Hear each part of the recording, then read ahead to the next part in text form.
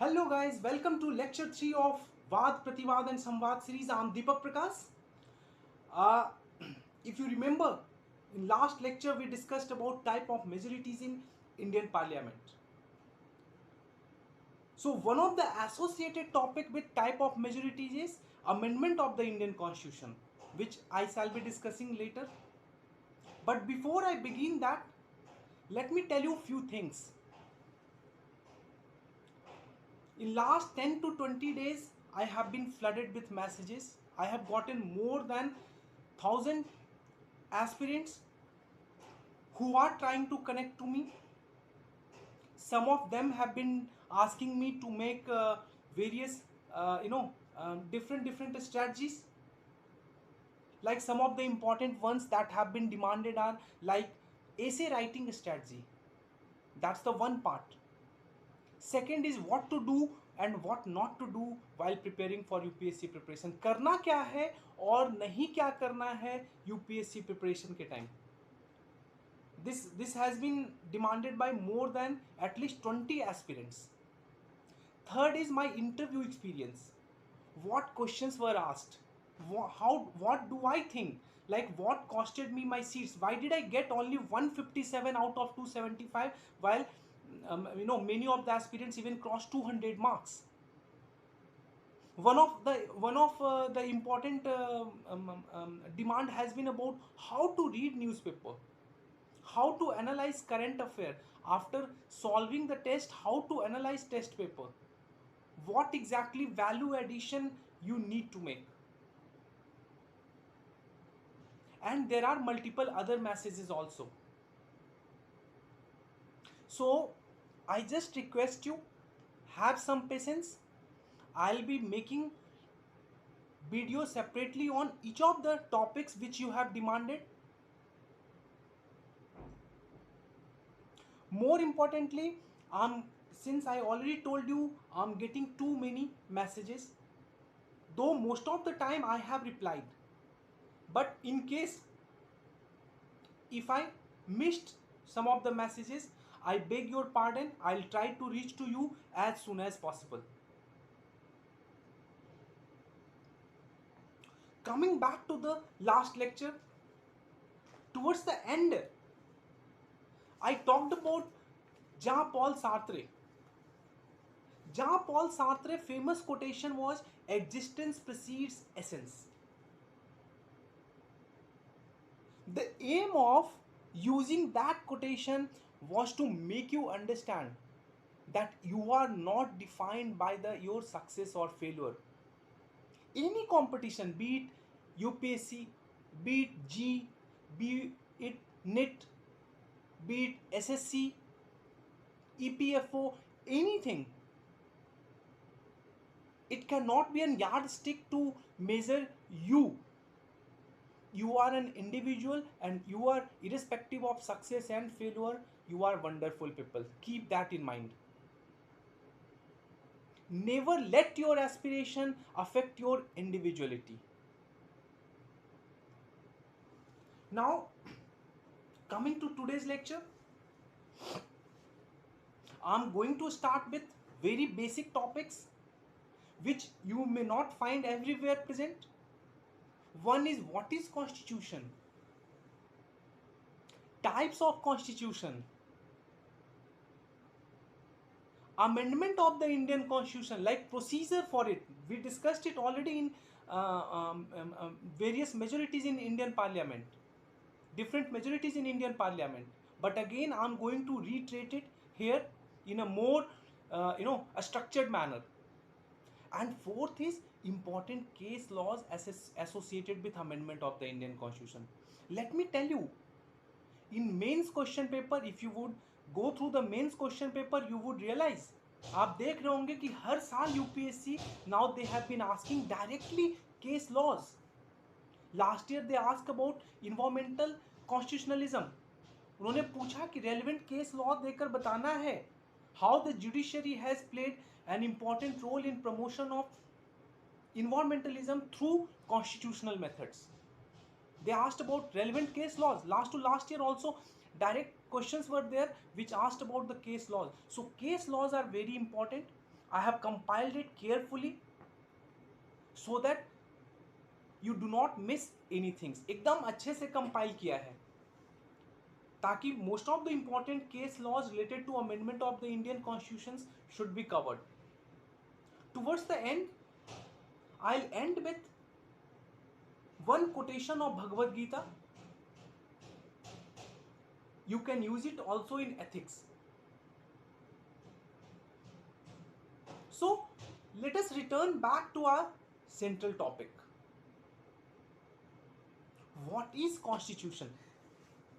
जब हम लोग कॉन्स्टिट्यूशन की बात करते हैं, वन थिंग और the other must ring in our mind. कुछ ना कुछ तो दिमाग में आना चाहिए कि आखिर ये कॉन्स्टिट्यूशन है क्या, संविधान है क्या. So basically in common parlance it is regarded as supreme and fundamental law of the land. Now focus on every single word which I have been using. अभी मैं बोल रहा हूं कि सुप्रीम भी है, fundamental law of the land. So what does law of the land means? Law of the land implies too many things. Constitution is also a law of the land. A statutory law that has been made by parliament, that is also the law of the land. CRPC, IPC is also law of the land. Various executive orders are also law of the land. Abhi recently it was in news, IT intermediary rules, that is an executive order. Judicial pronouncement is also law of the land. Bylaws is also law of the land. But constitution denotes fundamental law of the land, supreme law of the land. That means other laws are inferior to the constitution. If other laws violate the constitutional principles, judiciary can struck then and there them as null and void, unconstitutional. So in order to remain relevant, it must conform to the standard of the constitution. यही constitution, संविधान का basic जो core जो idea है, this is what it is. Then it enjoys a special legal sanctity. Constitution जो है, it enjoys a special legal sanctity because it has been derived directly from the power and authority given by the people. It also establishes the relationship, legal relationship between the people and the country through citizenship. So that is the basic idea of the constitution. संविधान का यही basic idea है, यही basic purpose है. Coming to the next topic, types of constitution. अब constitution को कितने भागों में बांटा जा सकता है, किस तरीके के कॉन्स्टिट्यूशंस होते हैं? Let me tell you one thing. Constitutions can be divided into various different, in two different ways. First, on basis of whether it's a federal constitution or a unitary one.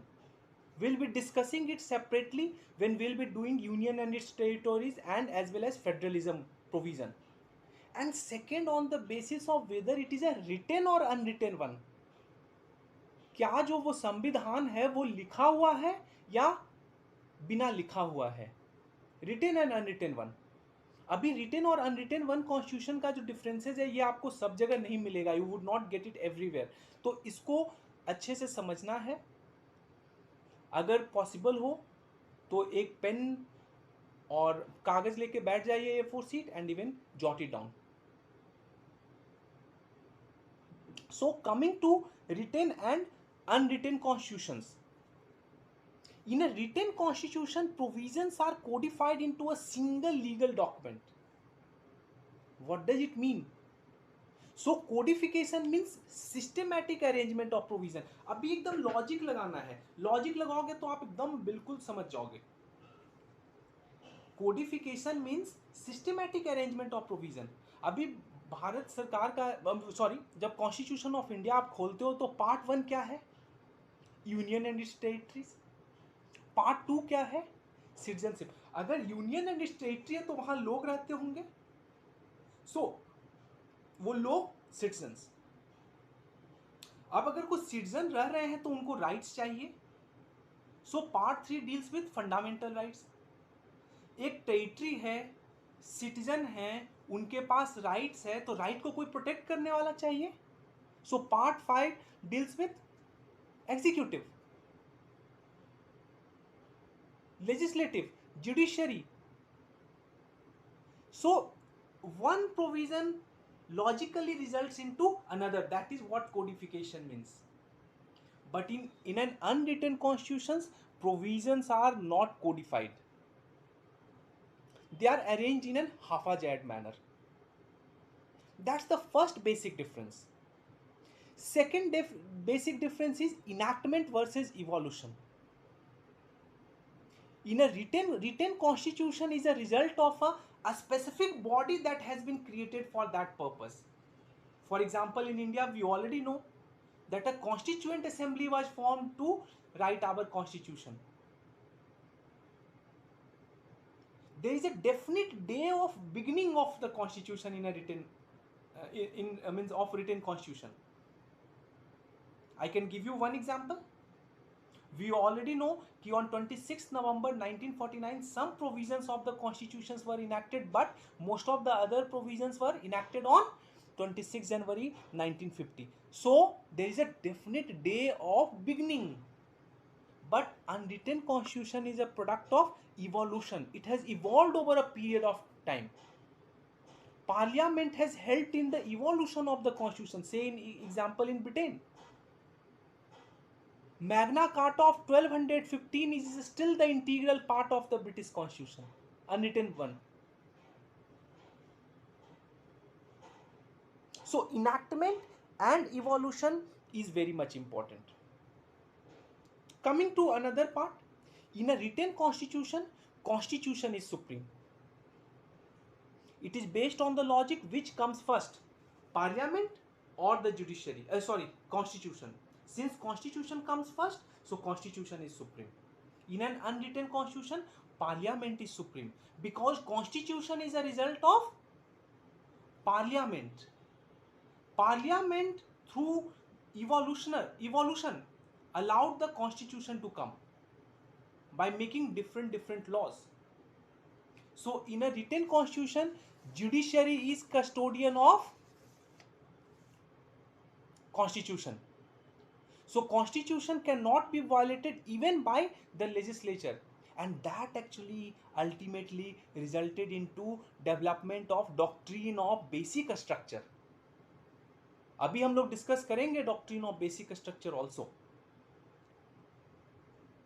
But in an unwritten constitution, parliament is sovereign. Parliament can do whatever it wants.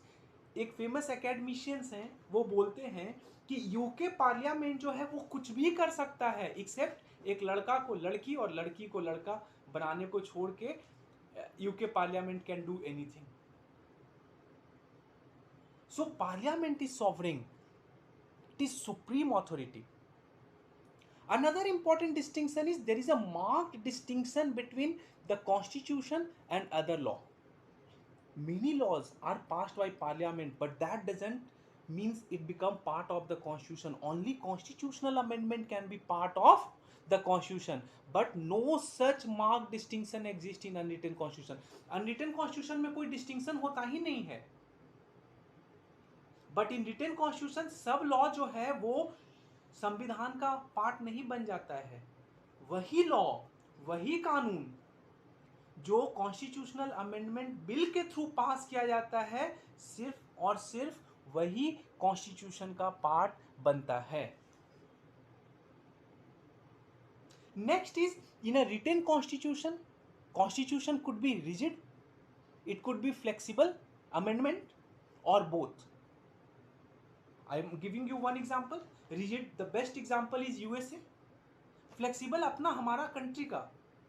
We have a very flexible, both mixture of blend of rigidity and flexibility. India is the best example. कुछ provisions can be amended through simple majority. Some provisions can be amended through a special majority, and some provision even require a special majority plus ratification by not less than half of the state's legislative assemblies. But in unwritten constitution, these are necessarily flexible. Parliament alone can do so. Coming to another one, in a written constitution, the political system could be federal और unitary. Federal का example अपना India है, USA है. Unitary का example Bangladesh है.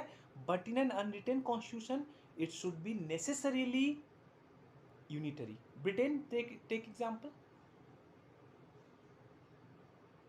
And last point is, in a written constitution it is less run by conventions. Conventions are certain rules nowhere mentioned but still legally binding. Convention से generally वो कम चलते हैं written constitution में, but in unwritten constitution basically it is run by conventions.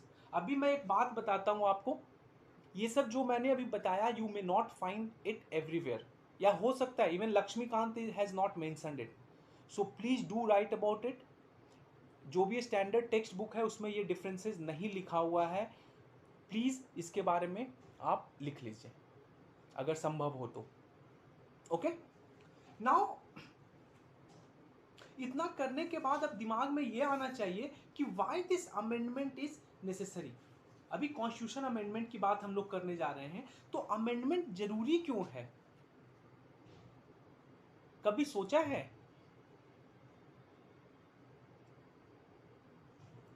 Let me give you one example. When Constitution of India came into force on 26 January 1950, right to education was not part of fundamental right. 86th Constitutional Amendment Act made right to education as fundamental rights and made it part of Article 21A. 21A was incorporated into the Indian Constitution. Previously it was part of DPSP. अब अगर ये DPSP का part था और amendment allowed नहीं होता तो क्या होता? We could have never gotten right to education as our fundamental right. वो हमेशा DPSP का ही पार्ट बन के रह जाता. So I am going to quote two important person, एक तो नेहरू जी को and another Ambedkar. Nehru ji said in constituent assembly, we want to give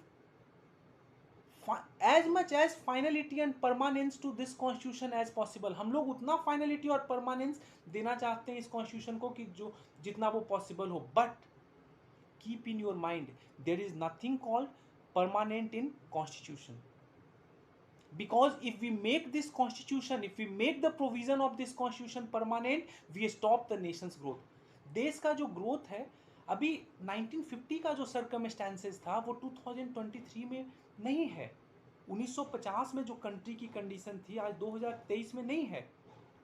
so अगर कोई कॉन्स्टिट्यूशन को परमानेंट बना दिया जाए, so basically you are not allowing the political system, you are not allowing the country's growth to happen.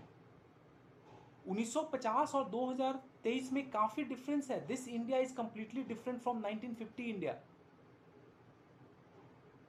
Same argument was made by Ambedkar also कि we are refraining from giving a finality and infallibility to this constitution.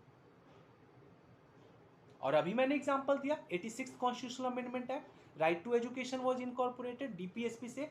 उस समय DPSP का it was made part क्योंकि eight that time Bharat सरकार के पास resources उतने नहीं थे कि वो राइट टू एजुकेशन को गारंटीड फंडामेंटल राइट्स बना देते. क्योंकि फंडामेंटल राइट्स का पार्ट बनने का मतलब ये था कि people can go directly to supreme court to get their right enforced. So अगर उनको फ्री एजुकेशन नहीं मिल रहा था तो वो सुप्रीम कोर्ट जाते और सुप्रीम कोर्ट को डायरेक्शन देना पड़ता गवर्नमेंट को कि फ्री एजुकेशन इस बच्चे को प्रोवाइड कराओ. But at that time resources crunch were there. हमारा कंट्री उतना भी फाइनेंशियली साउंड नहीं था. So we decided to keep it as a part of DPSP.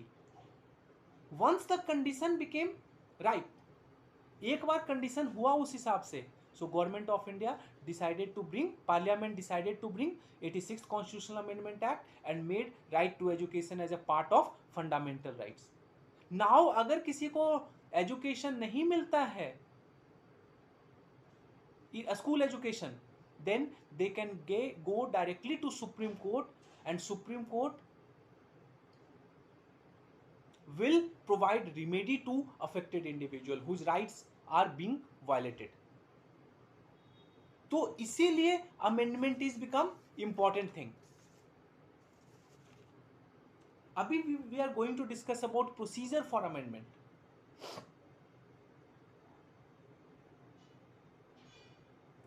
अभी last time when we discussed Article 368, we remember how the amendment of the Constitution takes place. So amendment of the Constitution under Article 368, let me tell you one thing. Under Article 368, it can be introduced only in either House of Parliament, Lok Sabha or Rajya Sabha, not in the state legislative assemblies. तो या तो लोकसभा में होगा या राज्यसभा में होगा, किसी state level पे नहीं होगा. Second, it can be introduced by a minister or a private member. Private member means MP. And does not require prior permission of the president. What does it mean? कुछ bills हैं जिनके लिए presidential permission is required, prior permission of the president is required, but that is not the case with constitutional amendment bill. जब various bills will be discussing types of bills, ordinary, money bill, finance bill, then I'll be discussing that section. लेकिन constitutional amendment bill के लिए you do not require prior permission of the president. Third is constitutional amendment bill must be passed by each house of the parliament separately, and it must be passed by fulfilling two conditions. अभी मैंने last time भी discuss किया था. It must be passed by majority of more than total strength of the house. What does it mean? Absolute majority. So total strength of the house is Lok Sabha, so it must be passed by 272. अगर 543 total strength of the Lok Sabha is 543, तो 272 MPs को इनको pass करना होगा minimum, and then a majority of more than 2/3 of the members present and voting. So it needs to satisfy both of the condition, then only it can be passed. दोनों condition जब satisfy होगा तभी ये पास होगा. Further, constitution amendment bill can be passed by each house separately. There is no provision for joint session. जैसे under article 108 जब मैं explain करूंगा पार्लियामेंट वाला chapter, so I will explain about joint session of the parliament, when it can be called, how it can be called, why it can be called, everything I will be discussing, वहाँ सब बताऊंगा. लेकिन for constitutional amendment bill joint session cannot be called. इसका ये मतलब है, say if the Lok Sabha decides to pass a constitution amendment bill but Rajya Sabha does not let it pass, in that case the bill becomes dead. फिर bill का कोई मतलब ही नहीं रहेगा. अगर राज्यसभा वहां डिसाइड करेगा then it would go against the verdict given by Lok Sabha. Further, अगर constitution amendment bill if it affects the federal provisions, so I already talked in last lecture, if you remember, अगर federal provision को affect कर रहा है then it needs to be ratified by not less than half of the state legislatures. So जितने भी state legislature हैं all over India के, उसका 50% स्टेट लेजिस्लेचर को उसको रेटिफाई करना होगा बाय सिंपल मेजोरिटी. उनको उस बिल को सिंपल मेजोरिटी से अपने असेंबली में पास करना होगा. And this is not just procedure, it is a constitutional direction. Believe me, अगर कोई गवर्नमेंट इसको वायलेट करती है then Supreme Court can struck down that constitutional amendment act also. अभी partially 97th constitutional amendment act was struck down in Rajendra Shah case in 2021. So keep that in mind. That is not just procedure. Government needs to send it to the state legislative assembly in case in case if it affects federal provisions. Once all the procedures are satisfied, the bill is sent to the president for his assent. Now let me tell you one thing. अभी bill का जब discuss करेंगे तो फिर से वो बात मैं करूंगा, बट एक चीज और बताता हूं.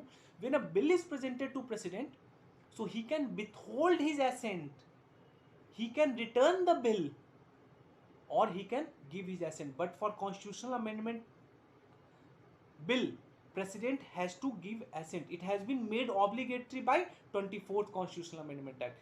24वां constitutional amendment act के बाद अब president is bound now to give his assent.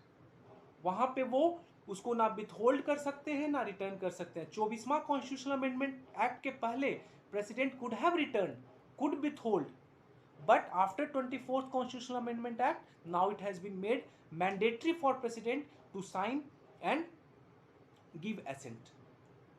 Once the president has given assent, it becomes the part of the constitution. Now the constitution stands amended. That is the procedure how basically constitution amendment bill is passed. अभी जब इसके पहले मैं बता रहा था शुरू में, इनिशियली आई टोल्ड यू कि अभी यूपीएससी ने लगातार नए नए क्वेश्चंस पूछने चालू किए हैं. They are directly asking case laws, important constitutional case laws. Even in prelims they have been asking questions on cases. In mains they are asking you to recall 3 or 4 important judicial pronouncement on particular areas, like say environmentalism, say on rights, say on uniform civil code is in news. तो उसमें हमेशा ध्यान रखो Saira Banu, Saira Banu, Sarla Mudgal case. Please do that carefully. ये सब कर लेना है अच्छे से. So coming to the amendment of the constitution, यहां पे भी हम लोग केस लॉ डिस्कस करेंगे. मैंने 2022 तक का पूरा अपडेट कर दिया है, which you would not find found in any of the important text. जो भी अभी बुक अवेलेबल है उसमें नहीं मिलेगा. So I have done it. Go through it properly. एक एक केस लॉ को दिमाग में रख लेना है. मैं एक स्टोरी बताऊंगा, उस स्टोरी के ही फॉर्म में उसको याद रखना है, एकदम ढंग से उसको याद कर लेना है स्टोरी के फॉर्म में. Believe me, you are never going to forget case laws. मेरे पास कुछ एस्पिरेंट्स ने मैसेज किया है कि sir it's very difficult to remember case laws. It's difficult because you do not pay attention to it, और it has not been presented to you in a interesting manner. एक interesting manner में तुम्हें नहीं बताया गया है. आज मैं एक कहानी के रूप में बताता हूं वो case laws. And believe me, you all are going to rock. You are going to develop mastery over the case laws. So evolution of basic structure. अभी एक स्टोरी बताता हूं, उस स्टोरी को याद रखना है. ओके, यह स्टोरी शुरुआत होती है, एक ब्राह्मण लेडी है चंपाकम दुरईराजन. वो मद्रास स्टेट में रहती थी उस समय. Tamil Nadu was called state of Madras. So constitution जब हमने पता है कि 26 जनवरी 1950 को आया, तो जब कॉन्स्टिट्यूशन आया, then चंपाकम दुरईराजन filed a petition in Supreme Court saying her right to equality is being violated by the reservation policy followed by a state of Madras. जो state of Madras reservation policy provide करा रही थी in educational institution में, वो उसके right to equality को affect कर रहा था. अब supreme court was in catch 22 situation. Dilemma में है supreme court. Why? Article 13 and 32 make supreme court as the guarantor of fundamental right, but supreme court was also aware of article 37. Supreme court को 37 के बारे में भी पता था कि Article 37 of the DPSP says कि though the principles laid down here are not enforceable, but yet fundamental in the governance of the country, and a state while making law keep those principles in mind. तो supreme court was in dilemma कि करें तो क्या करें. हमें एक तरफ से राइट्स को प्रोटेक्ट करना है, फंडामेंटल राइट्स को, and then there is means DPSP also direct कि गवर्नमेंट को इम्प्लीमेंट करने हैं वो पॉलिसीज.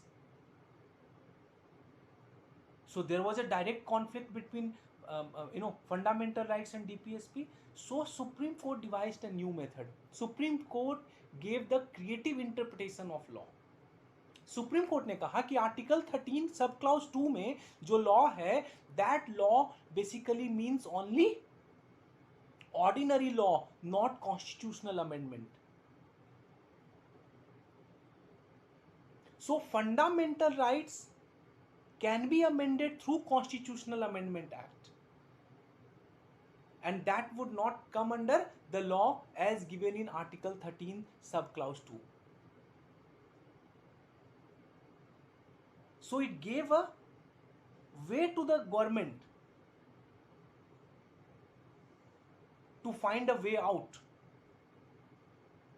उन्होंने सीधा बोला कि there is a difference between ordinary law and the amendment. The judiciary simply held कि law will not include the constitutional amendment. So fundamental rights can be amended. अब गवर्नमेंट ऑफ इंडिया ने क्या किया? They brought first constitutional amendment. First constitutional amendment में what they did? They actually added sub clause 4 to Article 16 that say Article 15 that says a state can make any special provision for advancement of any socially and educationally backward sections including SC and ST.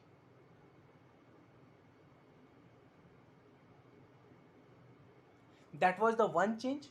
It also added Article 31A and 31B. 31B के बारे में तो most of you must have heard. 31B is very important. 31B was brought along with 9th schedule. So any law that were included in 9th schedule were kept out of judicial review. That it violates, even if it violates fundamental rights, nothing can be done about it. It was considered as black hole of the Indian Constitution. अब जब ऐसा हुआ, so Shankari Prasad decided to challenge first Constitutional Amendment Act. अब उन्होंने बोला कि अरे ये गलत है. So first time Shankari Prasad challenged the scope of the amending power of the parliament. To what extent parliament can amend it? Supreme court को फिर लगा कि क्या करें, तो supreme court decided to upheld it कि नहीं, first constitutional amendment act is right. जो चंपाकम दोरई राजन केस में whatever we have given that judgement pronouncement was valid. It is morally required, it is ethically required, and supreme court maintain that position in means again in fourth constitution against fourth constitutional amendment act, seventh constitutional amendment act in Sajjan Singh case. But that changed in 1967. 1967 में 17th constitutional amendment act was challenged in IC Golaknath versus the state of Punjab. अब इसके बारे में भी थोड़ा बता देता हूँ. IC गोलकनाथ केस में गोलकनाथ साहब के पास 500 एकड़ से ऊपर जमीन थी पंजाब में, और क्योंकि उस समय लैंड रीडिस्ट्रीब्यूशन ये सब गवर्नमेंट का चल रहा था, you can not have more land than, एक सीलिंग लिमिट थी, land ceiling was there. So Punjab government decided to take away more than 440 acres of land from I C Golaknath. और पंजाब गवर्नमेंट डिसाइड किया कि नाउ गोलकनाथ कैन हैव 60 एकड़, 30 on in his own name and 30 I think in name of some of his relative. So IC Golaknath challenged it. So IC Golaknath case is significant for two reasons. एक तो first time Supreme Court gave the doctrine of prospective overruling, and second was it was the first case of judicial activism. अभी doctrine of prospective overruling की भी history में थोड़ा बता देता हूँ. You would not find it anywhere. So doctrine of prospective overruling के पहले it came from USA. USA में था Black Estonian law. A Black Estonian law, it was like a restraint on judiciary. Blackstonian law does not allow judiciary to make its own law. Judiciary अपना law नहीं बना सकता था. Judiciary can only interpret, follow and expound the law. So existing laws. So in Greater Northern Railway case in 1932, US Supreme Court gave the idea of doctrine of prospective overruling. Prospective overruling means the ruling that would have the prospective effect, not the retrospective effect, in order to avoid chaos. अगर कोई भी ruling supreme court ने दिया और उसका retrospective effect होगा, that means कि पहले भी जो सेटल्ड प्रिंसिपल्स हैं that would also be disturbed.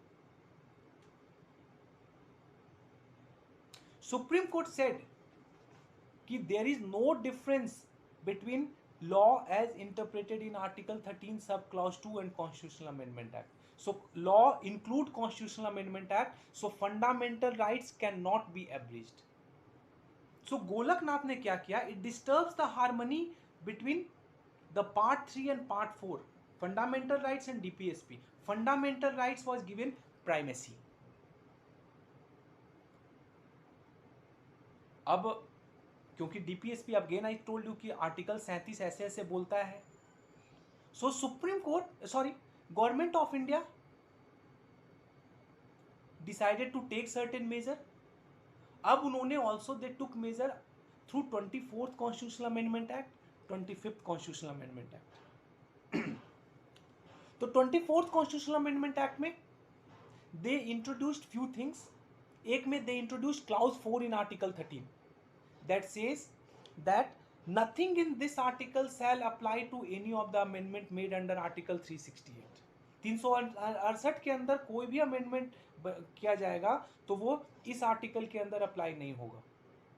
Then they also introduced clause 3 in article 368 saying nothing in article 13 shall apply to any of the amendment made in this constitution.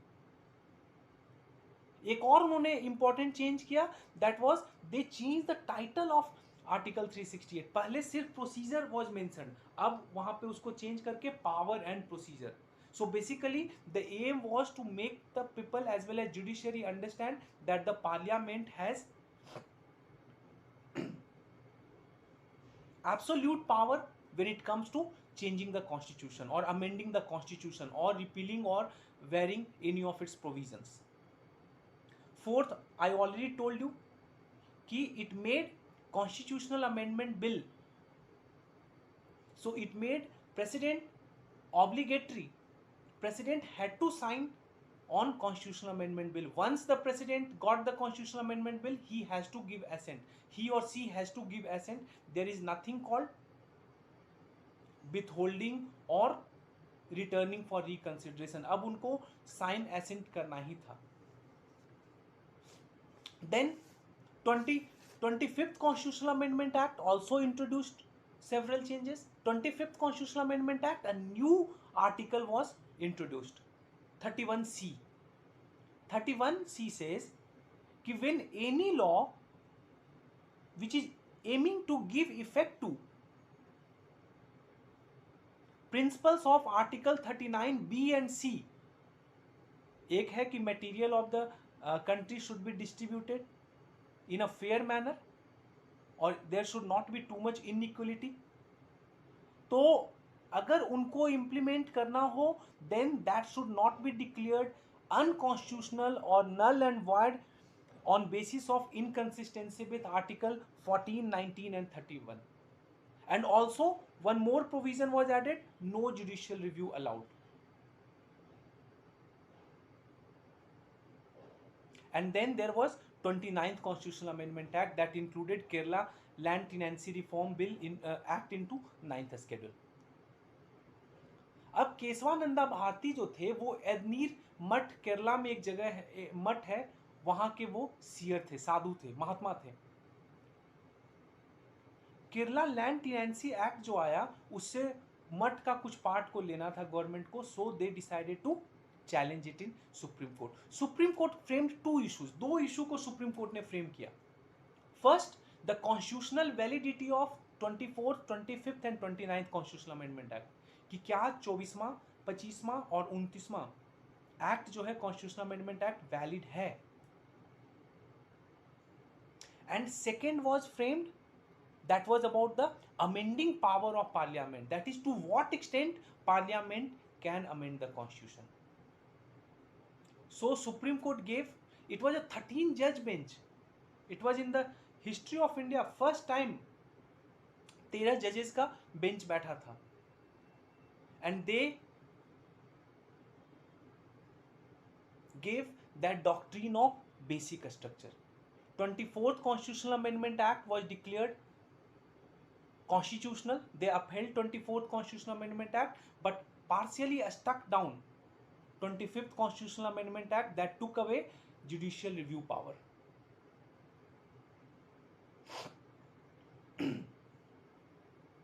When it comes to amending power of the parliament, Supreme Court gave the concept of basic structure. अब ये concept became very much relevant, ये बहुत important concept था basic structure. It says कि parliament must understand that parliament is not equivalent to constituent assembly. Parliament is not sovereign. Constituent Assembly was a sovereign body. Parliament was not a sovereign body. Is not a sovereign body like Assembly. So it makes a distinction between amendment of the Constitution and rewriting of the Constitution. Supreme Court said कि you can of course amend the Constitution, but you cannot rewrite the Constitution. Rewriting is completely different. You cannot amend the Constitution in a way that the original edifices on which our Constitution is built cannot be recognized. There are certain basic structure that cannot be amended. Even Parliament cannot amend it. कुछ हैं basic structure, उसको Parliament cannot amend it. Say judicial review, separation of power. So that has been given by original constitution through sovereign body Constituent Assembly. That cannot be taken away. So this basic structure doctrine, एक book है, अगर आपको पढ़ना हो तो आप पढ़ सकते हैं, ईला मोदी की. She is a big fan of doctrine of basic structure. उनका तो यहाँ तक कहना है कि in India democracy survived, that survived because of basic structure doctrine.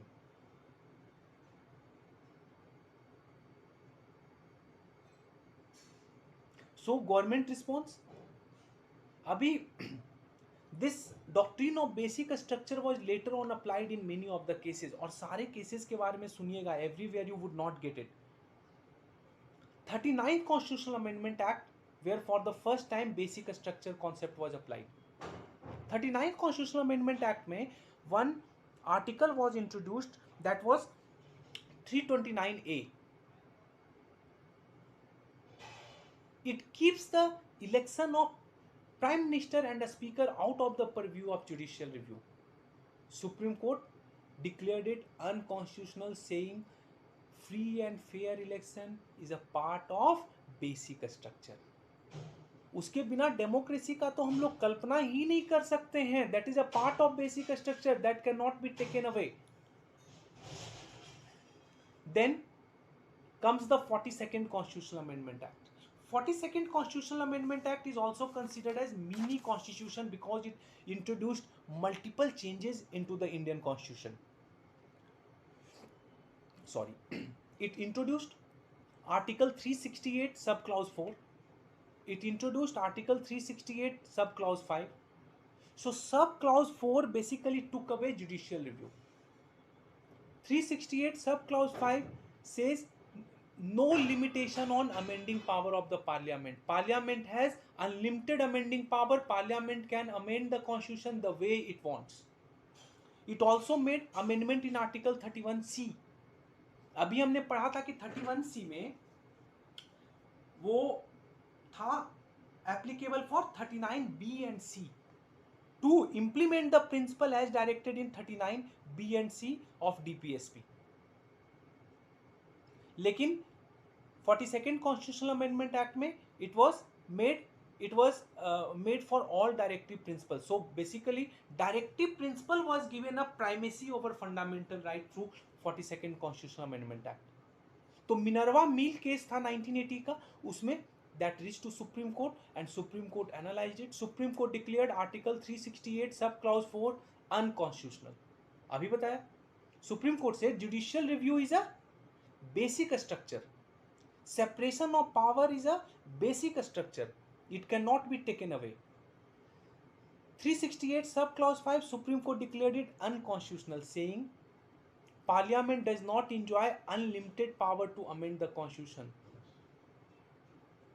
We cannot give absolute power in the hands of the Parliament.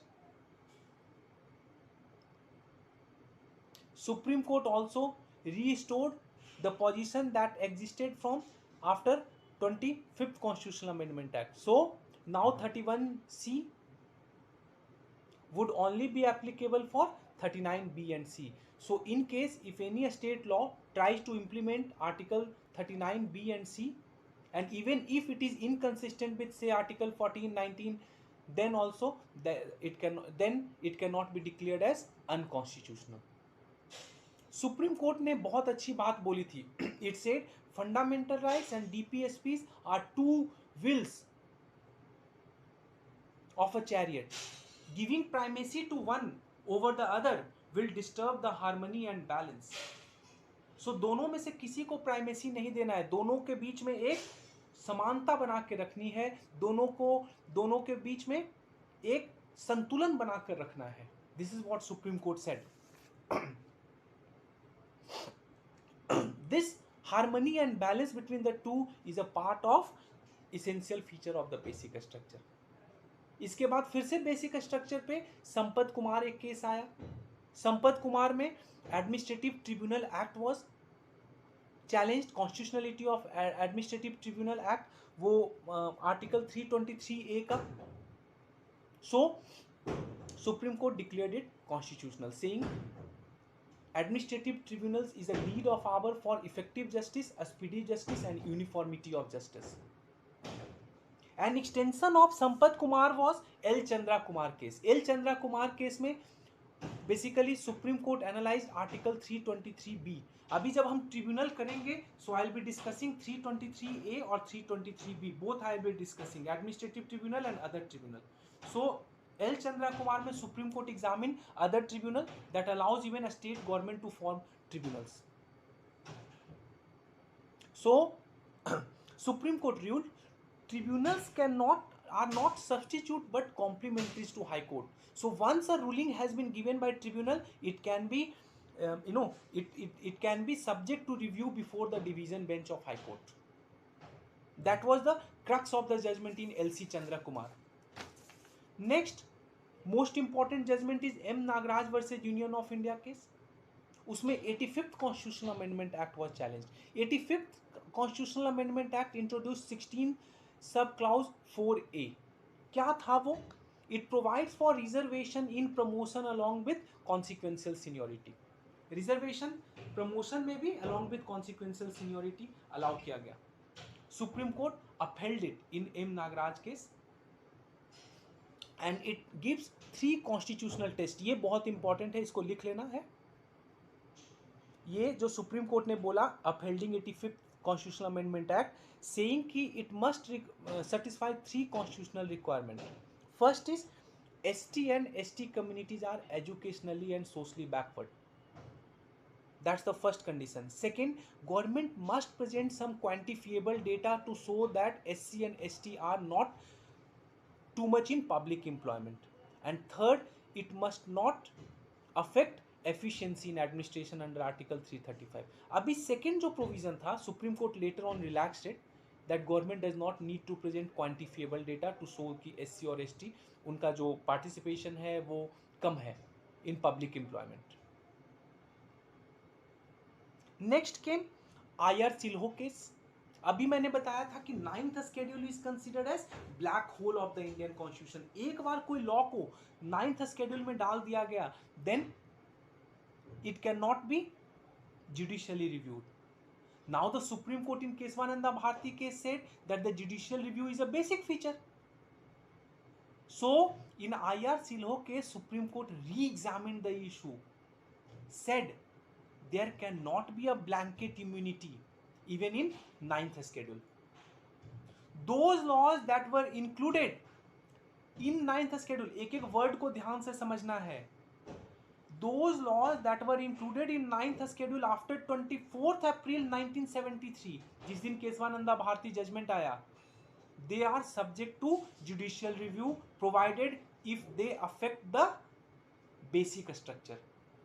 तो सारे fundamental rights violation पे नहीं है, but if it affects those fundamental rights which are part of basic structure, it can be judicially reviewed. For example, if it affects 14, 15, 19, 21, these are the part of basic structure, then those can be judicially reviewed. So there would be no blanket immunity from judicial review. And the last and most important case is जनहित अभियान versus union of India. अभी हम लोग को पता है, it was in news too much. 103rd constitutional amendment act introduced Article 15 subclause C and subclause 6 and Article 16 subclause 6 for EWS reservation in educational institutions and jobs. So it was analyzed by a 5-judge bench, Constitution Judge bench in Janhit Abhiyan case, and Supreme Court upheld 103rd Constitutional Amendment Act. तो ये पूरी story है case law on amendment of the constitution. एक एक case laws को अच्छे से याद रखिएगा, स्टोरी के रूप में याद रखिएगा. यू वुड नेवर फॉरगेट, कभी नहीं भूलोगे. जो भी कॉन्टेम्प्रेरी पीरियड तक most of the case laws I have covered. Further you can I can keep on updating if something new develops, but अभी तक का जो भी मेंस एंड प्री के लिए what ever is required in this particular topic, I have covered everything.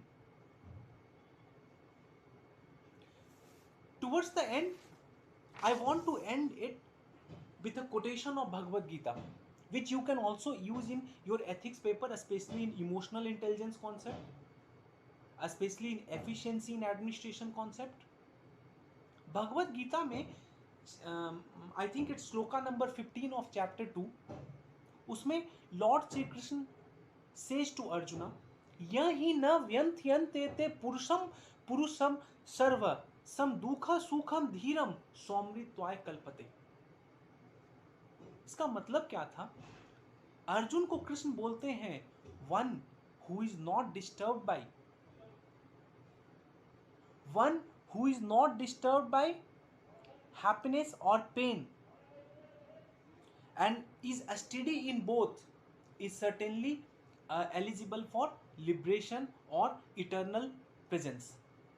इसका मतलब ये है कि चाहे लाइफ में हमें पेन का सामना करना पड़े और चाहे हैप्पीनेस का सामना करना पड़े, हमें स्टडी उन दोनों केस में रहना है. कुछ बच्चे मेरे पास मैसेज कर रहे हैं कि सर मेरा 4 अटेम्प्ट, एक बच्ची का मैसेज, 3 बच्चियों का मैसेज ऐसा आया है कि 3 एस्पिरेंट्स का मैसेज आई हैव गॉटन कि उनका 5 अटेम्प्ट हो चुका है and they are very much means in depression. मैं उनको बताना चाहता हूँ, you have to remain steady in both, whether happiness और in pain. There is nothing more important than your life.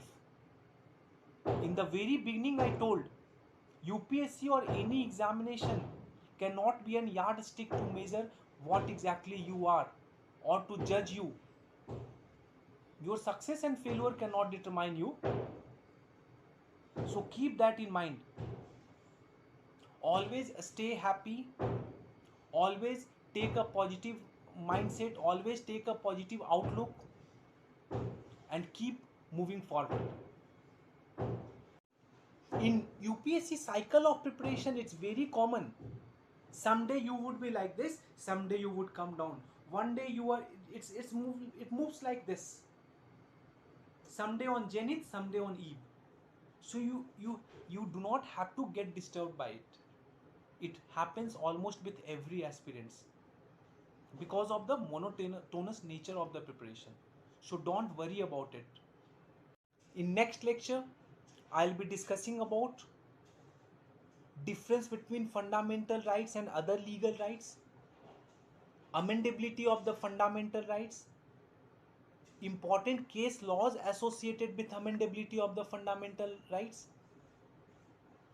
judicial review as a concept, and many more things.